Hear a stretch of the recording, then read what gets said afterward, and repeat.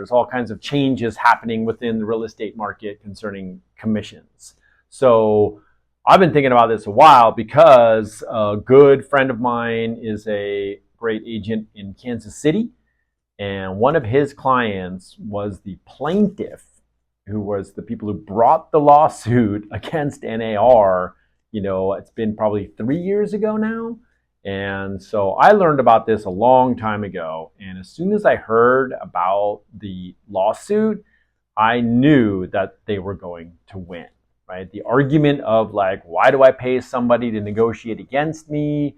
Why am I paying all these extra fees in terms of a seller? Like, if you put that in front of a jury, like, I think you can make the compelling argument that, a seller doesn't have to do that. And why would they? And guess what?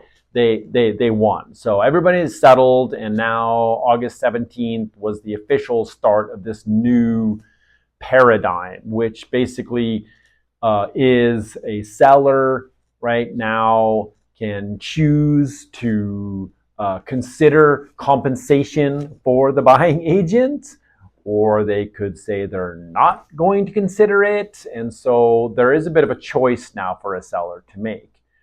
Let's take it from the perspective of the seller is open to considering, compensating the buyer broker.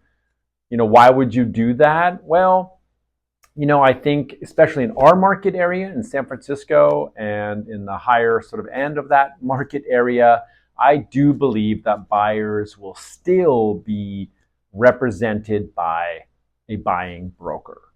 So I think that'll be more normal than not. And so if a seller is open to considering, offering compensation to a buyer broker, I think that could, aid in the speed and, of getting into contract or getting an offer, because that buyer broker will be advising the buyer, and things I think will happen a bit quicker. And they're already represented, and it's not a bad thing to have representation on both sides, because then, each side can sort of take care of their own. But at the end of the day, honestly, a real estate transaction is the coming together of people, not of people fighting against each other. It's actually working together. So I can absolutely see the advantage of a seller offering, or at least is open to compensating the buyer broker. So there's that piece of it. And then the other piece of it is where the seller is like, listen, I'm offering, or I'm, have a listing agreement with my listing agent, and I'm not going to be offering a buyer compensation on the other side, buyer broker compensation. And so since now you're not even, or I'm not even allowed to show property to a buyer unless I have a buyer broker agreement with my buyer. And that basically is an agreement between me and my client about how much I'm going to get paid once we go into contract or once we sell a property. And it basically says either you pay me, Mr. and Mrs. Buyer, or the seller pays me. So that's sort of, it remains to be seen. But as a seller, back to the seller, if the seller says, listen, I am not going to be open to compensating the buyer broker, okay, fine, so be it. Because guess what?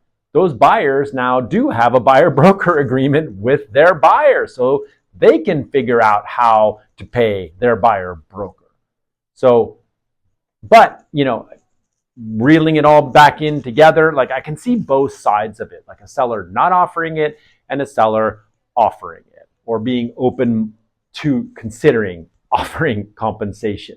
So I can see both sides. But at the end of the day, this is all going to be worked out through negotiations. It all depends on the property and the process. Are you getting multiple offers? Is it just one offer coming in?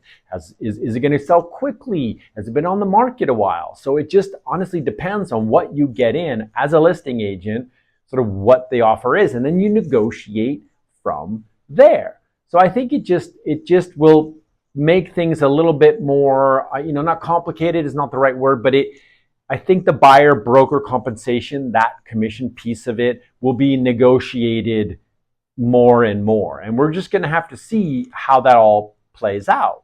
So from what I'm seeing, boots on the ground, live ammunition kind of stuff in the marketplace, is that most sellers are, open to the idea of compensating a buyer broker. So that tends to be a bit of the, more of what I'm seeing.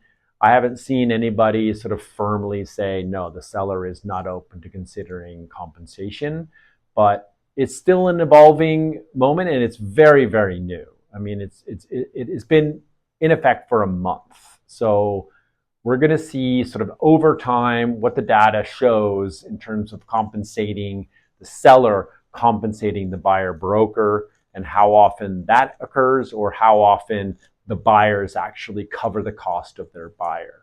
So let's see. I'll update you as we go. Never dull moments, and new times are upon us. And if you want to learn more or have questions about it, please reach out to me. I'm happy to talk about it. I've been thinking about this a long time, and I have various strategies for all of this. So reach out, call me, email me, text me, and we can talk about it.